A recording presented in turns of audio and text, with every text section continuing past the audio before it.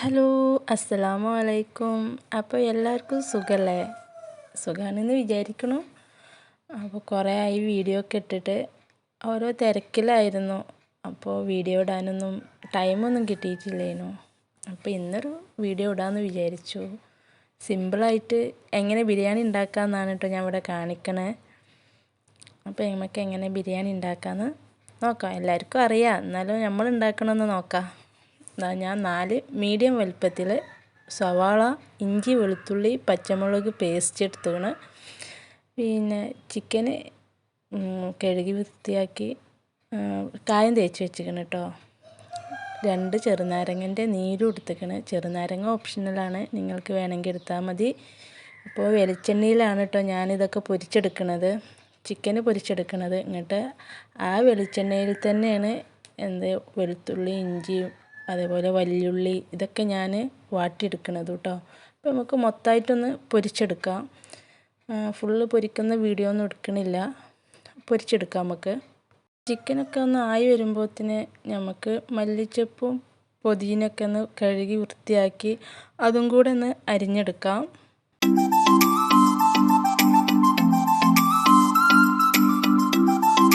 ചിക്കനൊക്കെ മൊത്തമായിട്ട് പൊരിച്ചെടുത്തിട്ടുണ്ട്. എന്നിട്ട് ആ വെളിച്ചെണ്ണയിൽ തന്നെ വലിയുള്ളി, പച്ചമുളക്, ഇഞ്ചി, വെളുത്തുള്ളി പേസ്റ്റ്, മല്ലിച്ചപ്പ്, പുതിന ഇതൊക്കെ പാടെ ഇട്ടുകൊണ്ട് വഴറ്റിയെടുക്കുകയാണ്. സെപ്പറേറ്റ് ആയിട്ട് ചെയ്യണില്ല. നിങ്ങൾക്ക് അങ്ങനെ ചെയ്യണമെന്നുണ്ടെങ്കിൽ അങ്ങനെ ചെയ്തോളൂ, കുഴപ്പമില്ല. പക്ഷേ പെട്ടെന്ന് ഒരു സിമ്പിൾ ബിരിയാണി എന്നല്ല ഞാൻ പറഞ്ഞത്. അപ്പോൾ ഞാൻ ഇങ്ങനെയാണ് കേട്ടോ ചെയ്യുന്നത്. അപ്പോൾ കുറച്ച് ഉപ്പ് ഇട്ടെടുത്ത് അതൊന്ന് വഴറ്റിയെടുക്കാം. പിന്നെ കുറച്ച് കരിവേപ്പിൻ്റെ ഇലയും കൂടെ അരിഞ്ഞ് ഇട്ട് കൊടുക്കുന്നുണ്ട്.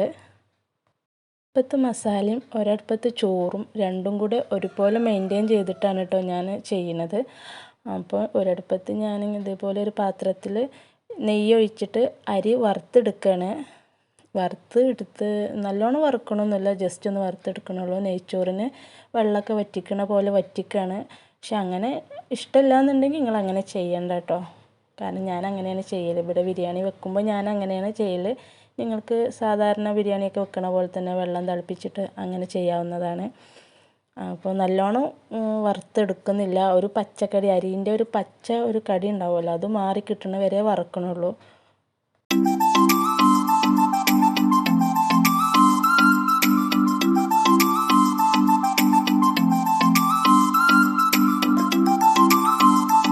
അരി അവിടെ കിടന്നാവട്ടെ. അപ്പോൾ നമുക്ക് മസാലയിലേക്ക് തന്നെ വരാം. ഞാനൊരു 5-6 തക്കാളി എടുത്തിക്കണ്, അത് അരിഞ്ഞിട്ട് അതിലേക്ക് ഇട്ട് കൊടുക്കുകയാണ്. നന്നായിട്ട് തക്കാളി വേവുന്നത് വരെ നമ്മൾ വഴറ്റിയെടുക്കുകയാണ്.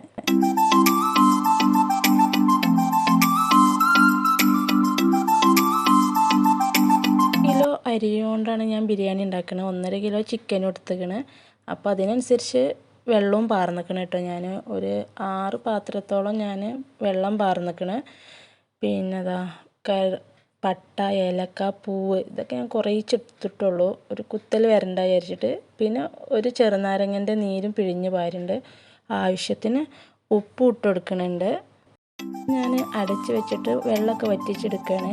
അപ്പോൾ നമ്മൾ മസാലയിലേക്ക് ഞാൻ നേരത്തെ പിഴിഞ്ഞെടുത്ത 2 ചെറുനാരങ്ങയുടെ നീരും കൂടെ ഒഴിച്ച് കൊടുക്കുന്നുണ്ട്. പിന്നെ 2 കയ്യിൽ തൈരും. ചെറുനാരങ്ങ നിങ്ങൾക്ക് ഇഷ്ടമില്ല എന്നുണ്ടെങ്കിൽ ചേർക്കണ്ട, അത് ഓപ്ഷണലാണ്.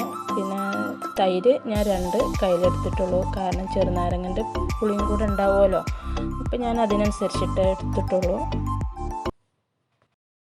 ഇനി നമുക്ക് പൊടികളൊക്കെ ചേർത്ത് കൊടുക്കാം. 1 സ്പൂണ് മല്ലിപ്പൊടി, 1/2 സ്പൂണ് മഞ്ഞൾപ്പൊടി. ഇത് ജസ്റ്റ് ഒന്ന് കയ്യിലുകൊണ്ട് ഇളക്കി കൊടുത്തതിന് ശേഷം 2 സ്പൂണ് കുരുമുളക് പൊടി ചേർത്ത് കൊടുത്തിട്ടുണ്ട്. ഞാൻ നിങ്ങളുടെ എരിവിനനുസരിച്ച് ചേർത്തിയാൽ മതി. ഞാൻ 2 സ്പൂണ് ചേർത്ത് കൊടുത്തിട്ടുണ്ട്. 1/2 സ്പൂണ് ഗരം മസാല എന്ന് പറയുമ്പോൾ നമ്മൾ ബിരിയാണി മസാല പീടികയിൽ നിന്ന് പാക്കറ്റ് വാങ്ങാൻ കിട്ടും. അപ്പോൾ ഞാൻ പീടികയിൽ നിന്ന് പാക്കറ്റ് വാങ്ങിച്ചിട്ട് ഇവിടെ മിക്സിയിലിട്ട് പൊടിച്ചതാണ്. 1/2 സ്പൂണ് ചേർത്ത് കൊടുക്കുന്നുള്ളൂ.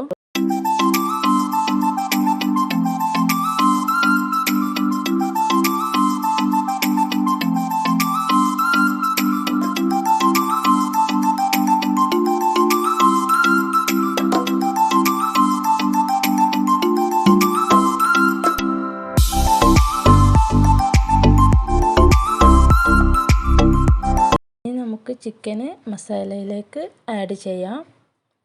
നന്നായിട്ട് മിക്സ് ചെയ്യുക. അങ്ങനെ ചിക്കന് ഉടഞ്ഞു പോവാത്ത രീതിയിൽ നന്നായിട്ട് മിക്സ് ചെയ്യുക. എന്നിട്ട് നമ്മൾ മറ്റേ അടുപ്പത്ത് നമ്മൾ ചോറ് വെന്തുകൊണ്ടിരിക്കുന്നുണ്ട്. ഏകദേശം ആയി തുടങ്ങിയിരിക്കണ്. കുറച്ച് വെള്ളം കൂടി ചേർത്ത് കൊടുക്കുന്നുണ്ട് കേട്ടോ, കുറച്ച്. കാരണം അടി പിടിക്കാതിരിക്കാനാണ്. പിന്നെ നമ്മൾ ചോറൊക്കെ വെന്ത് നല്ല റെഡി ആയിക്കണ്. നന്നായിട്ട് വേവണ്ട, സാധാരണ മീഡിയം ലെവലിൽ വെന്താൽ മതി കേട്ടോ. അപ്പോൾ ചോറ് ഞാനിങ്ങനെ കുറേശ്ശെ ഇട്ട് കൊടുക്കുകയാണ്. ഫുള്ളായിട്ട് ഇട്ട് കൊടുക്കുകയാണ് കേട്ടോ.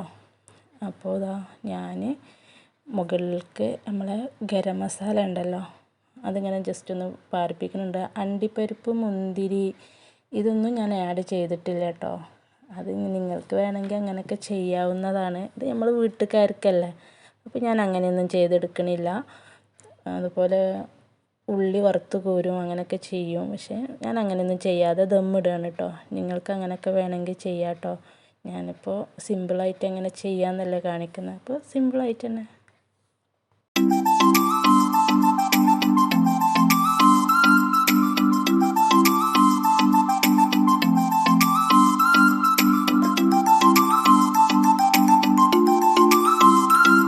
തീ ഞാൻ സിമ്മിലിട്ട് വെച്ചിട്ട് ആവി വരുന്നത് വരെ അങ്ങനെ വെക്കണുള്ളൂ. ആവി വന്നതിന് ശേഷം ഞാൻ അത് ഗ്യാസ് ഓഫ് ചെയ്യാണ്. പിന്നെ ഞാനൊരു സാലഡ് ഉണ്ടാക്കുന്നുണ്ട്. പകുതി കക്കരിക്കും ഒരു ക്യാരറ്റും പിന്നെ ഒരു വല്യുള്ളി 2 പച്ചമുളകും ഉപ്പിട്ടുകാണ്ട് വെച്ചേക്കാണ് കേട്ടോ. നമ്മൾ ചോറ് ഇവിടെ റെഡിയായി നല്ല അടിപൊളി ടേസ്റ്റിൽ കിട്ടിയിരിക്കണം കേട്ടോ. നല്ല അടിപൊളി ടേസ്റ്റാണ്. നിങ്ങളും ഇതുപോലെ ഉണ്ടാക്കി നോക്കി. നിങ്ങൾ എൻ്റെ വീഡിയോ ആദ്യമായിട്ട് കാണാമെന്നുണ്ടെങ്കിൽ സബ്സ്ക്രൈബ് ചെയ്യാനും ലൈക്ക് ചെയ്യാനും കമൻറ്റ് ചെയ്യാനൊന്നും മറക്കരുത് കേട്ടോ. ലാസ്റ്റിക്ക് വെച്ചാൽ നമ്മളതൊക്കെ മറന്നു പോകും. അപ്പോൾ പുതിയ വീഡിയോ ആയിട്ട് വരുന്നത് വരെ അസ്സലാമു അലൈക്കും.